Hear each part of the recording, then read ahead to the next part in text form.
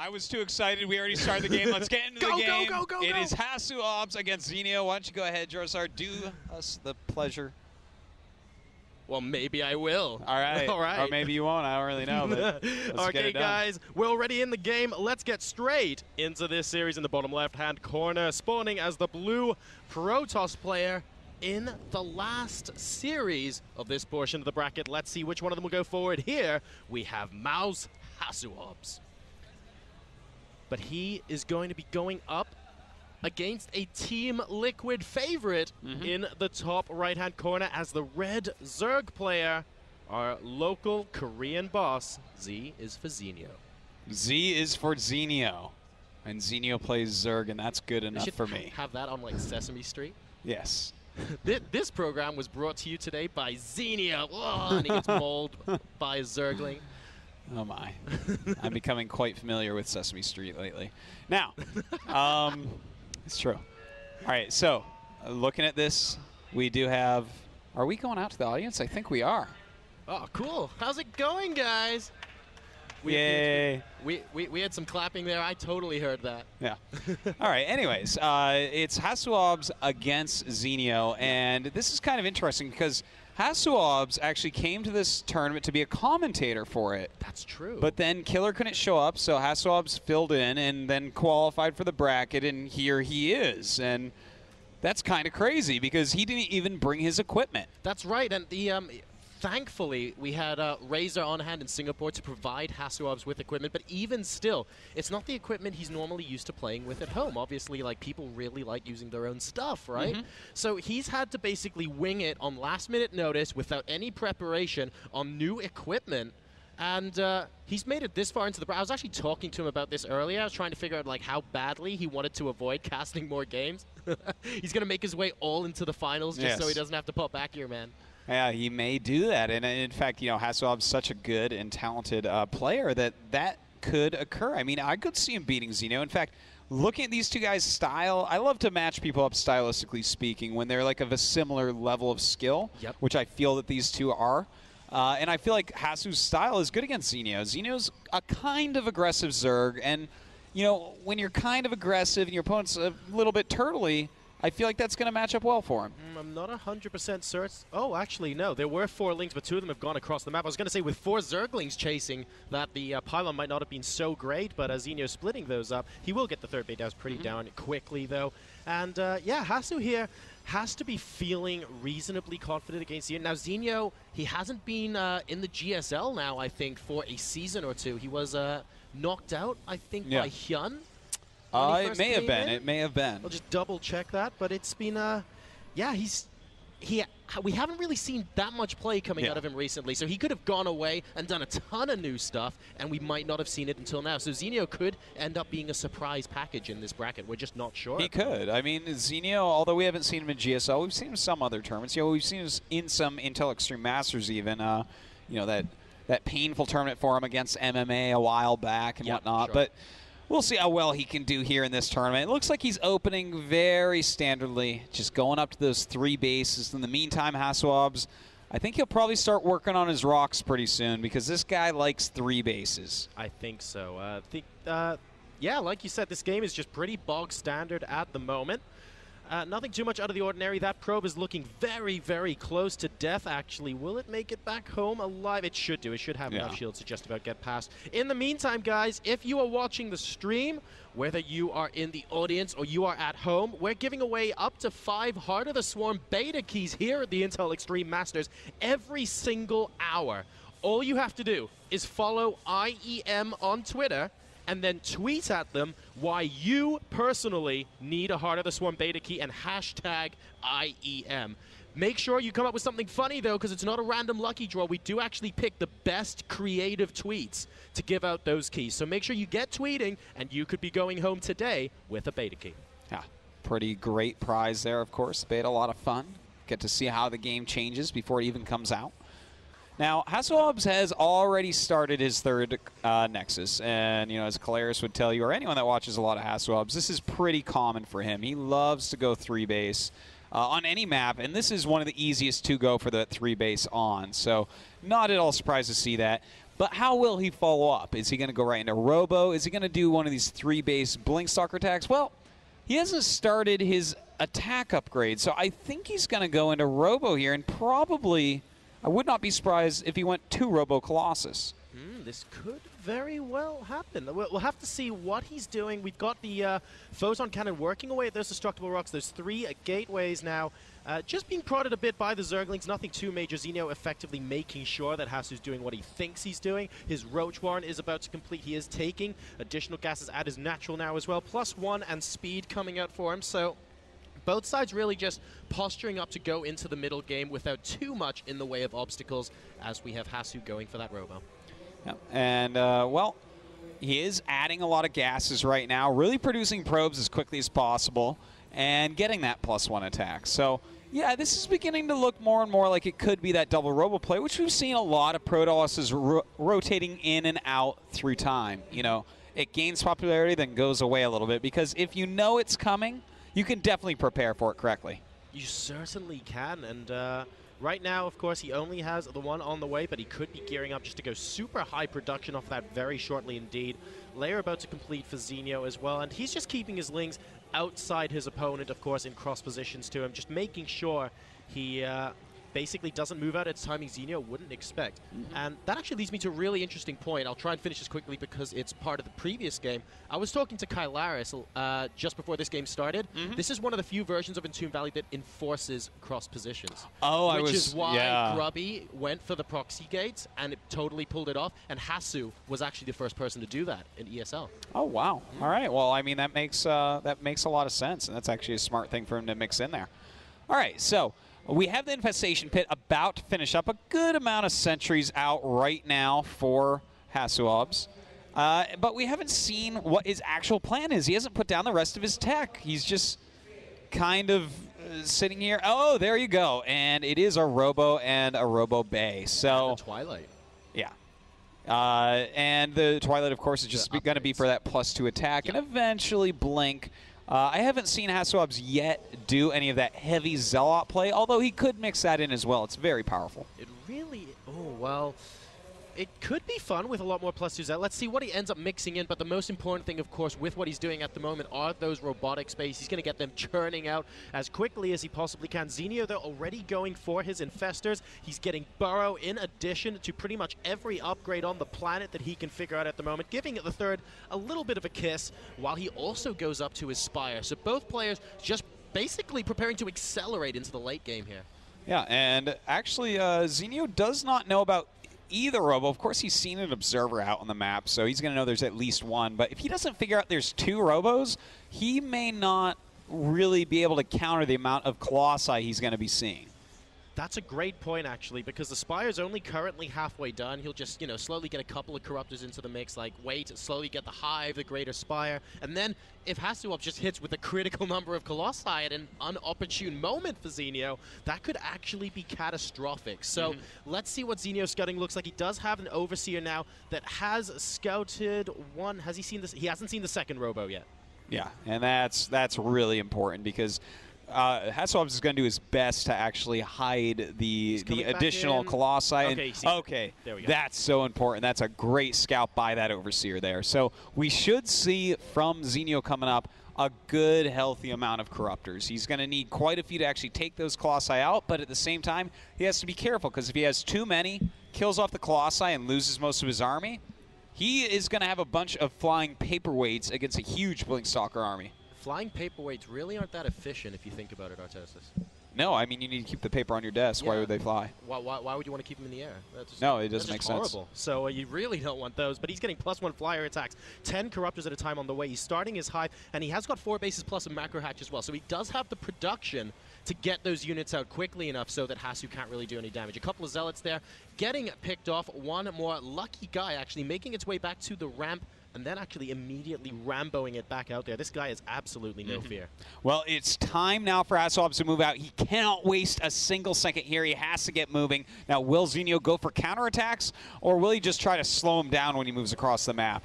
We will see in a second, but he's got Warp Prisms out. Warp Prism speed on the way, and there's going to be a lot of harassment and a giant attack here from Hasuobs. And we have 12 Corruptors and counting coming out from Zenio at the moment, so he is preparing for this as best he can here. There's a decent number of Blink Stalkers out, 3 Colossi with this particular push. He sees it at the Watchtower, does Zenio, moves back. His creep spread is in a decent position so that he knows whether his 3rd or his 4th is being attacked, and Hasuobs on this occasion is going for the 4th.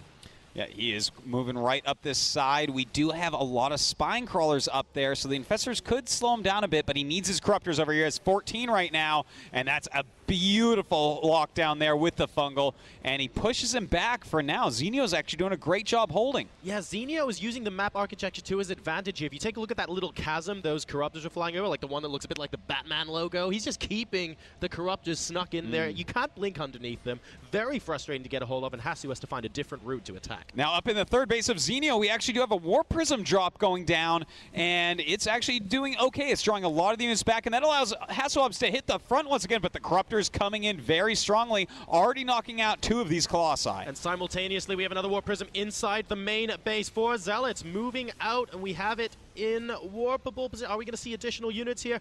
It looks like they're actually targeting down spine crawlers at the moment, so not too many drones actually going down. Nice fungal growth there, and the Corruptors trying to pick apart all the Colossi, successfully take out 2 of them, but Hasu is pushing forward. The spine crawlers won't last long. No, they will not. The spine's almost gone. The Infestor's pretty low on energy, but a lot of Lings coming out. The thing is, 2 Colossi still alive. 1 goes down, and it looks like he made just the right amount of Corruptors. Every Colossi is dead, and we're left with just some Stalkers. Now, the one thing that was interesting about that engagement for me, from Zenio's point of view, was that, as Hasu, wow, still continuing to push out just with Stalkers, he moved the Lings in at the same time as the Corruptors. So while the Colossi were dying, they actually zapped off most of those Lings, and there were only Roaches left. Had he just sacked a couple more Corruptors, he would have had all those Lings left over and maybe got the Stalkers, but it looks like he's going to be able to clean up now. Fungal growths against the Blink Stalkers, and oh wow, are these Lings actually going to go down here? The Blink Stalkers doing a very good job, Micro, but another reinforcement wave, and I think Zenio is looking all right. Yeah, you know, right now, Hasuobs is just about out of gas, and I do not mean the banked Vespine that he has right now at 1,500. I'm talking about he does not have a good unit composition anymore. Zenio has way, way, way too much, and is in fact going into Broodlord tech. Yeah, and Broodlord tech, once the Corruptors, once the anti-air is off the field, because we have actually Hasu going for a lot of Zealots at the moment, trying to do a little bit of counter-attacking damage. Worker supply, though, completely healthy for both players, 75 to 70. It's just the standing army for Hasuobs that's the big issue. Yeah, he just doesn't have much, and with this huge amount of Infestors for where we're at in the game at 11, along with a bunch of Broodlords popping out, this counterattack across the map that we should be seeing after he cleans up these Warp Prisms finally, it's going to be hard for Hasuobs to hold. I don't know that he can actually secure his 4th base yet, which is exactly what he needs to do. 23 workers killed, but like you mentioned, it's harassment, but it's not harassment damage, because there are still 70+ workers out on the map. And here comes that counterattack you were talking about, Artosis. Hasu is still producing Colossi 2 at a time now, but he did wait a long time before starting to reproduce those. He's getting a Stargate up as well, Adrenal Glands, and +3 missile attacks coming in from Zenio. Neural coming in as well preemptively, and +2 flyers. This is looking super dire for Hasu. It is indeed. In fact, you know, he's got 2 forges starting on his plasma shields and armor upgrades. He's continuing Colossus production, trying to get up to Mothership, but it may be too little too late.